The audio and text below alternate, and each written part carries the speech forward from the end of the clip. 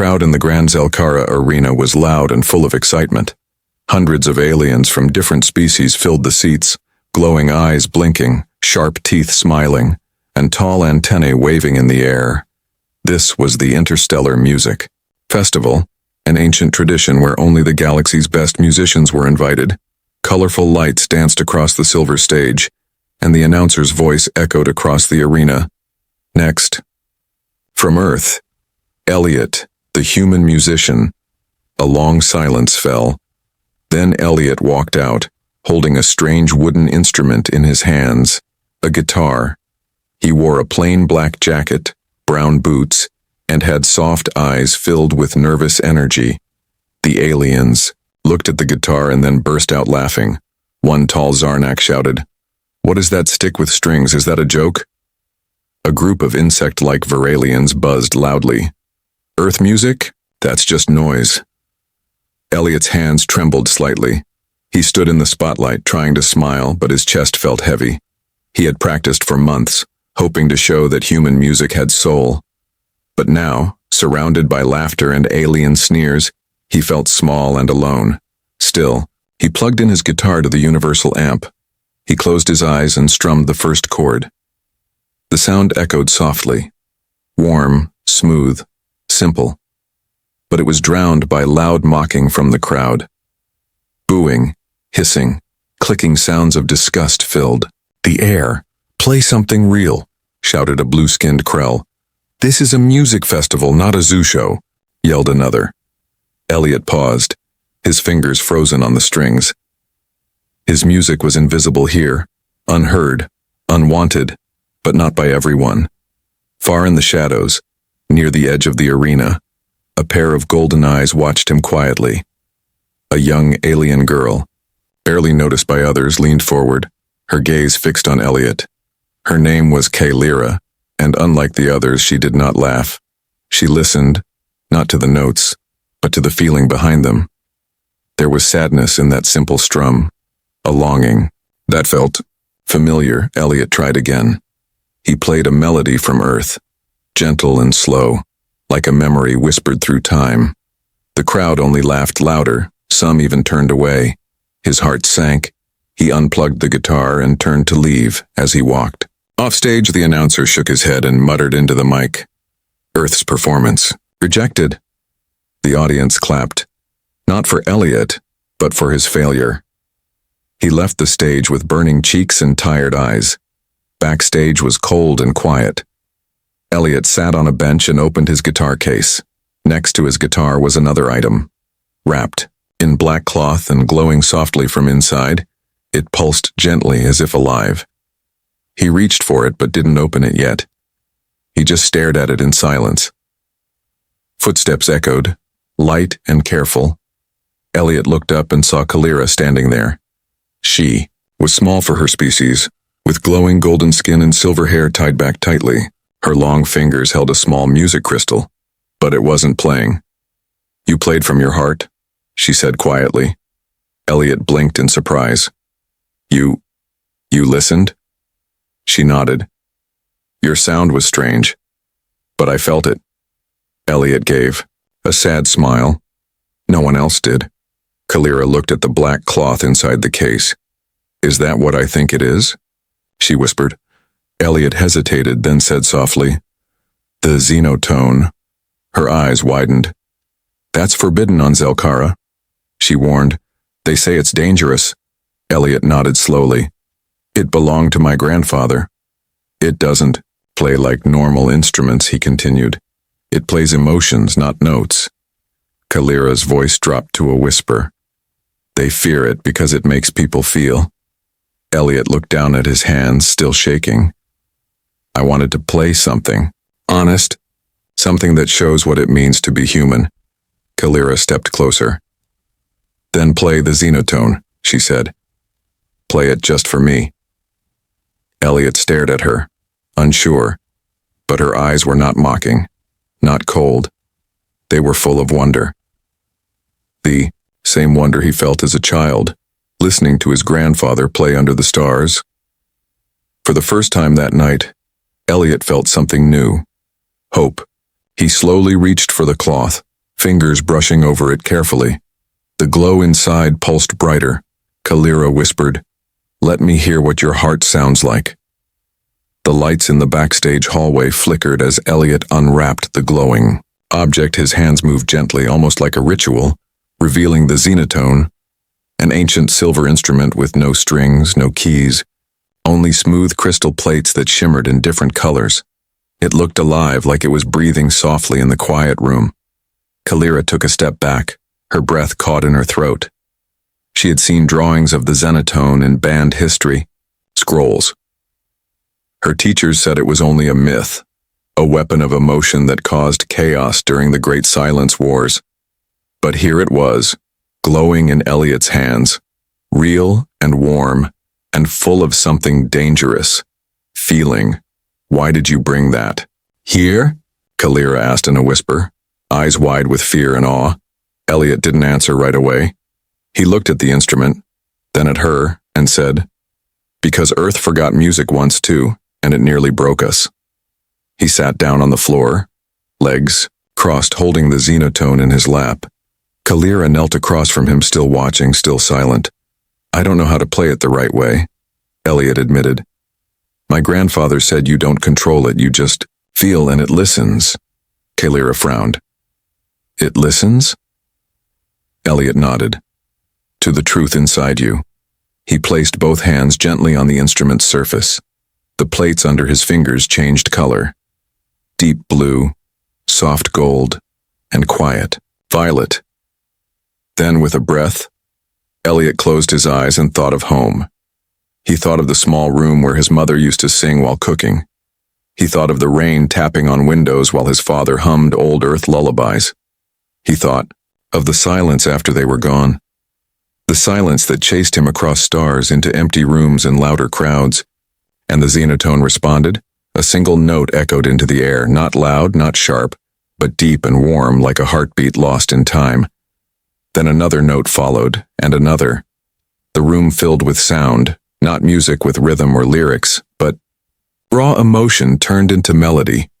Kalira gasped, her hands covering her mouth. Tears rose in her golden eyes without warning. She didn't know why, but it felt like something inside her was being touched. She saw her sister again, the one who was banished for singing to the stars.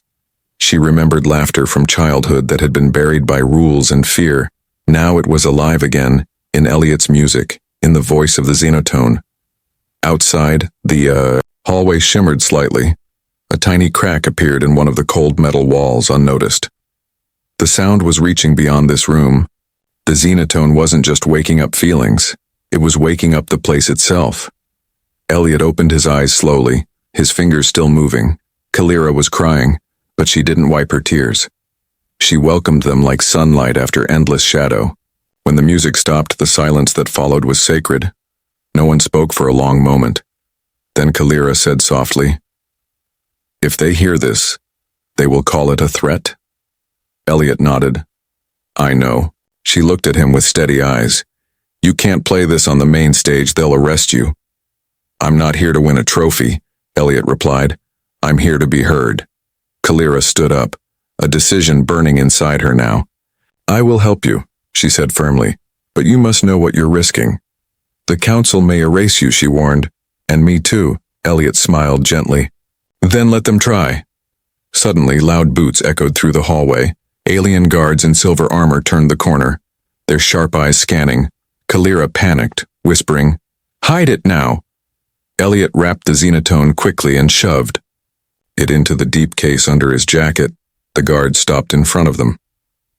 "You," one barked at Elliot. "The human failure, come with us." "Council wants answers," another growled. "We heard something." Kalira stepped in front of Elliot, her voice calm but commanding. He did nothing wrong. He was only cleaning his guitar. The guard sniffed, eyes narrow, but said nothing more. They grabbed Elliot's arms and dragged him forward. "Bring your instrument too," they ordered. As Elliot was pulled down the corridor, Kalira followed behind. Her fingers clenched tightly around the music crystal still silent in her pocket. She knew something now, something deeper than laws and orders. This human, This stranger held the power to change their world, and the Xenotone once called dangerous might just be the key to their freedom. In the shadows above them, hidden in the ceiling vents, an old machine blinked awake. It had not heard such music in centuries, and it was listening again. The council's chamber was cold, wide, and empty of mercy. Tall pillars of glowing stone reached up to a glass ceiling, where stars watched silently from the sky. Elliot stood in the center, surrounded by alien judges in dark robes. Their faces, hidden behind metal masks, he held his guitar case close to his chest, but his heart beat louder than any instrument. A voice from the center judge boomed. "You brought forbidden vibrations into our sacred halls. Your sounds touched unauthorized zones, disturbed our systems, and affected our people." Elliot swallowed hard. "I didn't mean harm, I just played music." The judge leaned forward. "Music that awakens emotion is a weapon on Zelkara." From the back of the chamber, Kalira stepped in quietly. She wasn't invited, but she came anyway. She couldn't let them judge him without hearing the truth. She held a tiny silver disc in her hand, trembling but ready. The council continued. "Explain this. Xenotone, we sensed." Elliot shook his head. "I didn't play it on your stage, I only opened it in private." "It responds to emotions," he added, "not to violence. Even now it rests in silence, but the judges didn't care." One of them hissed. "That object was banned before you were born. It started wars among our ancestors, made soldiers cry on the battlefield. It must never return." Kalira couldn't stay silent. She stepped forward and spoke loudly. "That is not the full truth." The room went still. Gasps rose from the back rows as they recognized her family crest on her shoulder. "She is the sister of the exiled," one of them whispered. Kalira stood tall. "My sister played the Xenotone years ago, and you cast her out for making your children feel joy. You called her a danger, but all she did was sing." The center judge slammed a hammer down. "You speak without permission." But Kalira raised her hand and activated the silver disc. It played a short recording, just 3 seconds of Elliot's Xenotone melody, soft and echoing like a dream. The entire chamber went silent. Even the guards froze, their claws twitching. The sound didn't just play, it reached into their bones. Memories flooded their minds, soft and painful. Some saw old lovers, others heard laughter they had buried. One judge's eyes turned wet. Beneath his mask, Kalira whispered, "That's what you fear. You're not afraid of war," she said, walking toward the center. "You're afraid of remembering." Suddenly, the room's walls flickered, tiny cracks forming near the speaker plates. The old machine hidden in the ceiling vents pulsed again, reacting to the music. A lost signal was sent silently into space, unnoticed by all. Elliot stepped forward again, his voice calm. "You don't have to like my music," he said, "but you cannot silence the truth of it." "It's not just mine," he added, looking at Kalira. "It belongs to anyone who feels forgotten." A younger judge stood from the corner, her voice soft but firm. "I was a child when I last heard that sound," she said. "It made me smile." Then the council erased it. She looked around the chamber, erased it from all our archives, our memories, even our dreams. An older voice answered, trembling. "We did what was needed to survive." "But at what cost?" the younger judge asked. "Is silence truly safer than sorrow?" Elliot's hands rested on the guitar case. He didn't open it yet, but the Xenotone inside was already glowing faintly. It was listening again. Kalira stepped beside him and whispered, "You shouldn't play it here, not yet." "They are changing," she said. "Let them choose first." The lead judge sat still for a long time. Then he removed his metal mask, revealing tired silver eyes. He spoke softly. "We cannot stop the sound forever, but we can decide how it is heard." He pointed at Elliot. "You may play once. One song, one chance. If it brings chaos," he warned, "we erase all trace of you." Kalira turned to Elliot and whispered, "Make it true." Elliot opened the case and placed the Xenotone on the floor. The room held its breath. But he didn't play it with his fingers. He sat down, closed his eyes and simply remembered. He remembered his grandfather's warm voice. He remembered the loneliness of Earth's empty stages.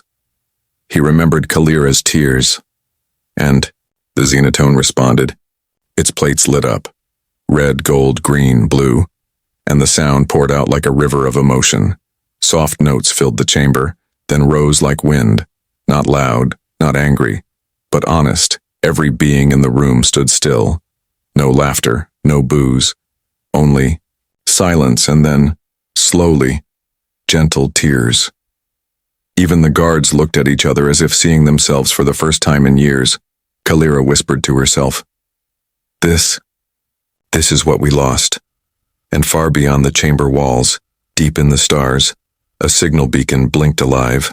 One ancient voice across the galaxy whispered, The Xenotone has been heard again.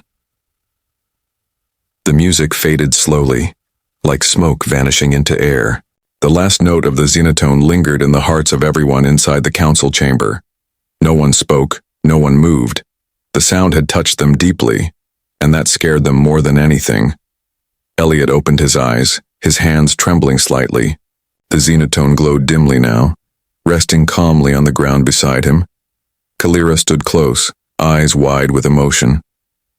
The judges sat in silence, staring at Elliot as if he were a storm that had passed, but might return. Then, a sharp voice broke. The quiet "No," said a judge from the far left. Standing quickly, her eyes were cold again. Her hands clenched tightly. This is how it starts, she said. First one song, then rebellion. Others began to murmur, Feelings cannot rule us. We banned the Xenotone for a reason. It brings weakness, Kalira stepped forward. What you call weakness is healing. You have built a world of silence and fear, she said, her voice rising, and you call that peace. The lead judge slammed his hand on the bench. Enough. He turned to Elliot. You are to be detained for further evaluation. Elliot's stomach dropped.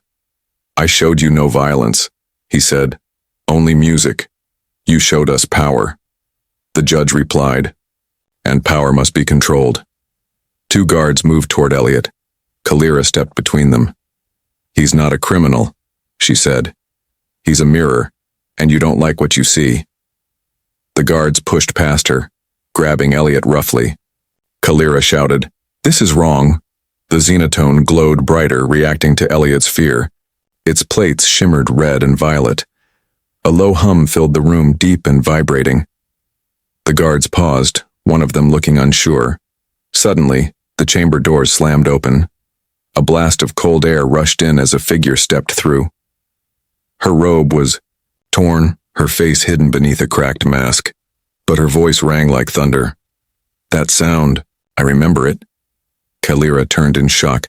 Sister. The figure removed her mask, revealing a face that had aged with pain and years of hiding. It was Vea, the exiled musician, Kalira's older sister. Tears fell down Kalira's cheeks as she ran into her arms. You're alive, she whispered. Vea nodded. I've been hiding on the outskirts of Zelkara. I heard the Xenotone's call, she said, turning to Elliot. And it led me home. The council gasped. In disbelief, you were cast out, a judge said. You are not welcome here. Vea stood tall.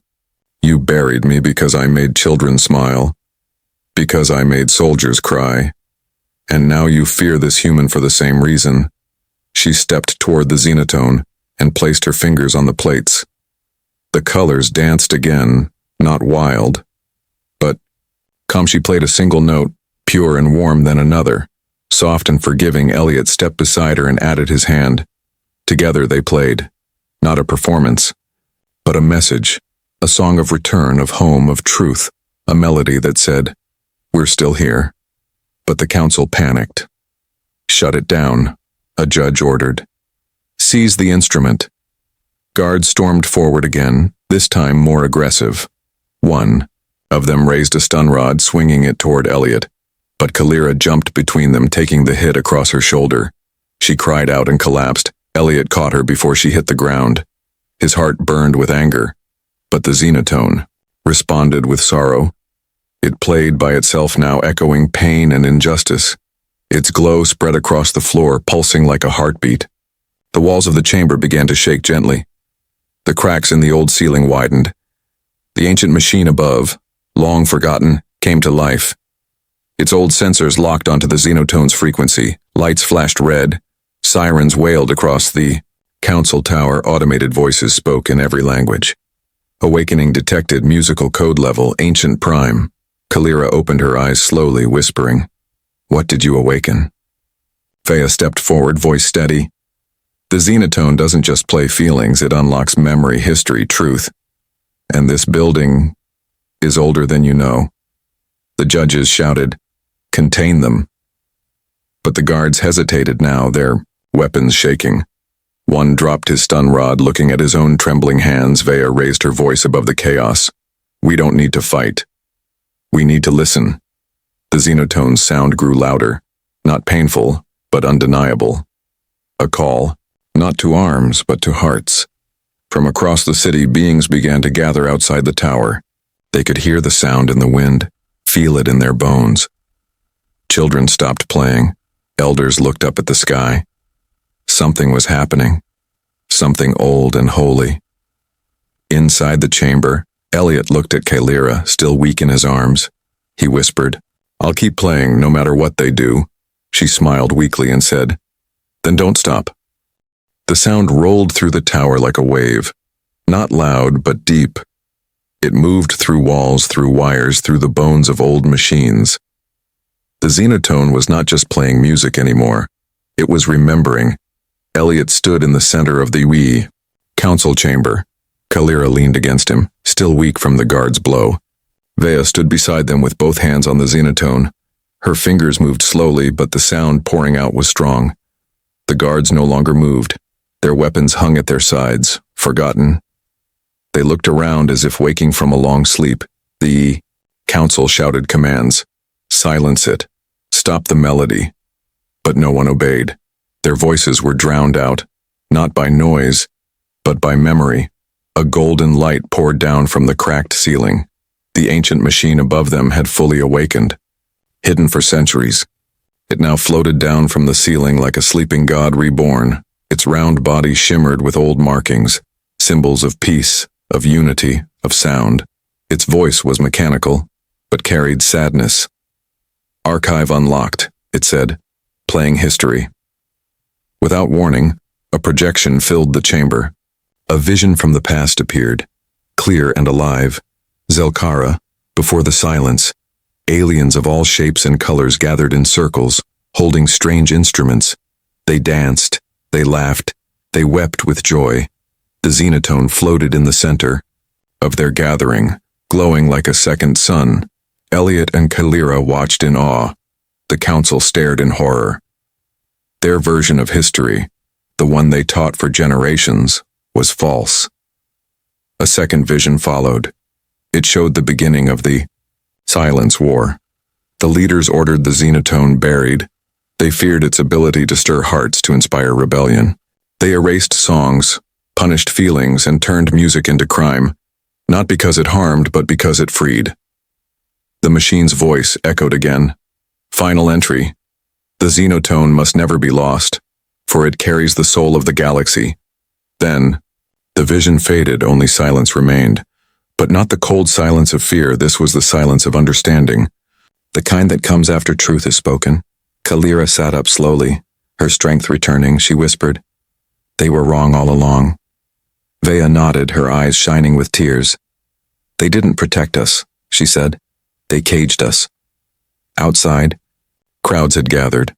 The sound had reached the streets, the sky, the minds of every citizen.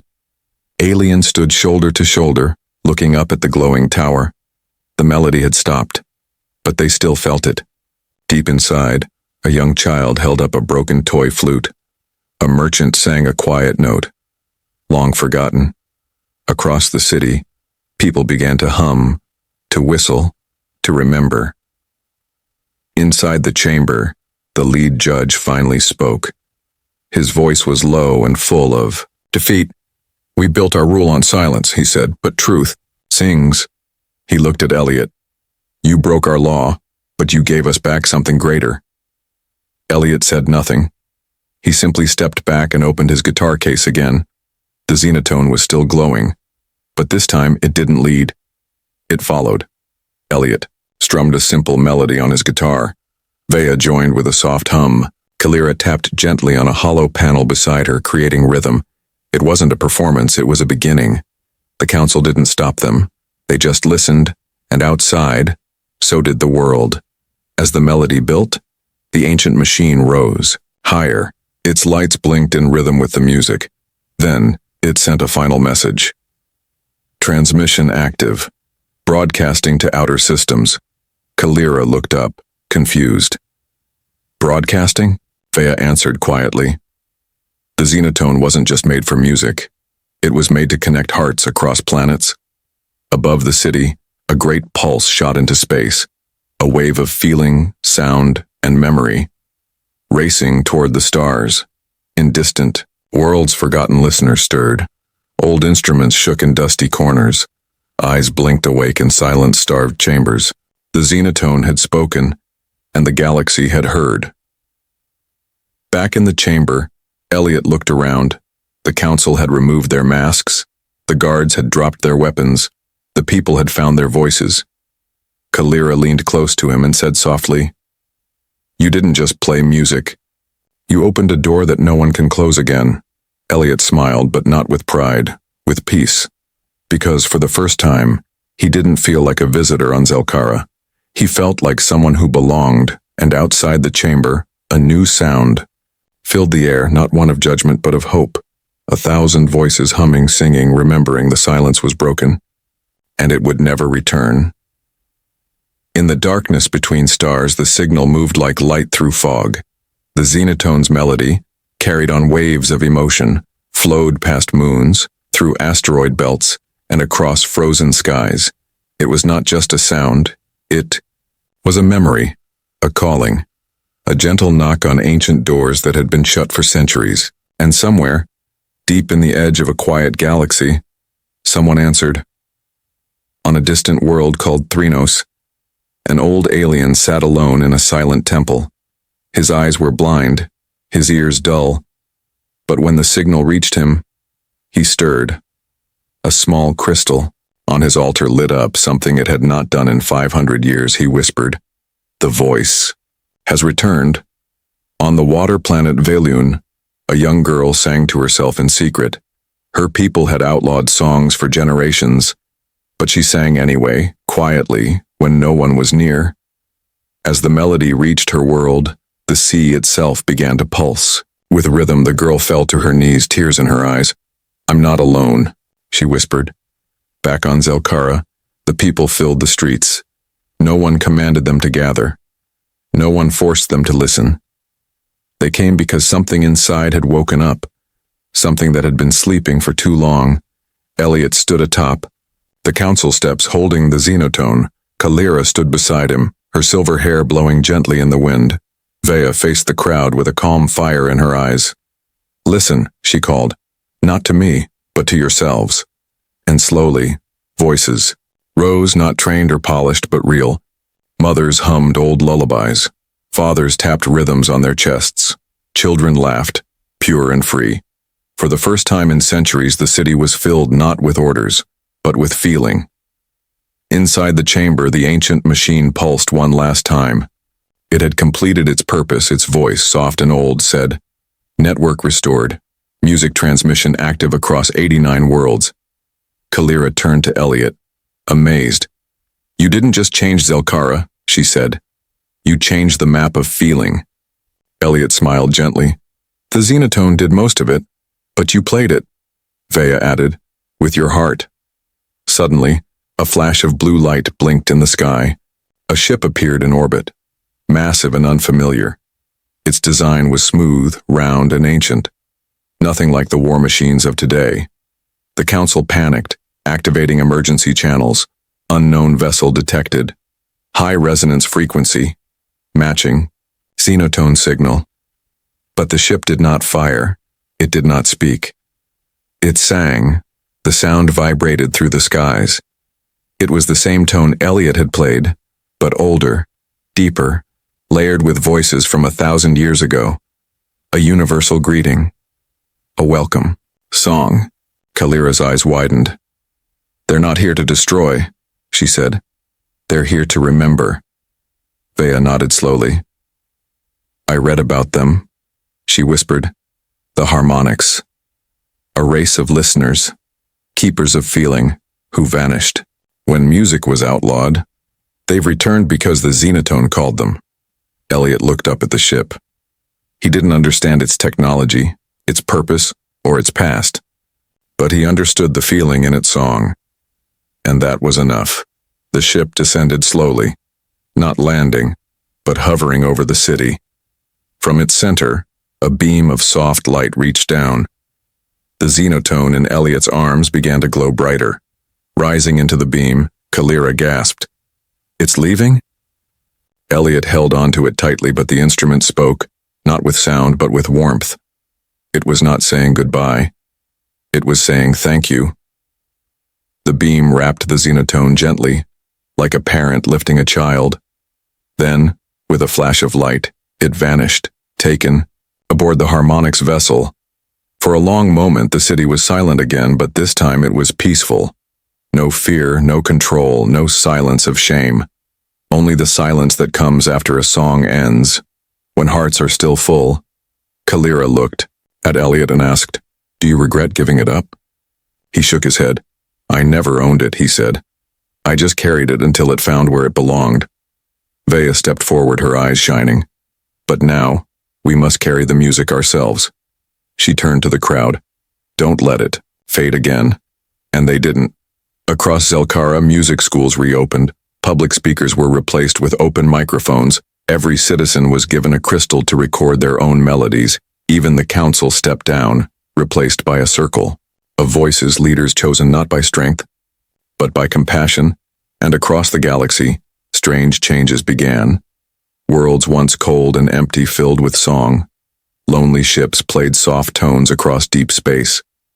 The harmonics continued their journey, listening, guiding, remembering. The Xenotone had returned not just as an object but as a spirit, a reminder that feeling is not weakness, that sound can heal what silence breaks.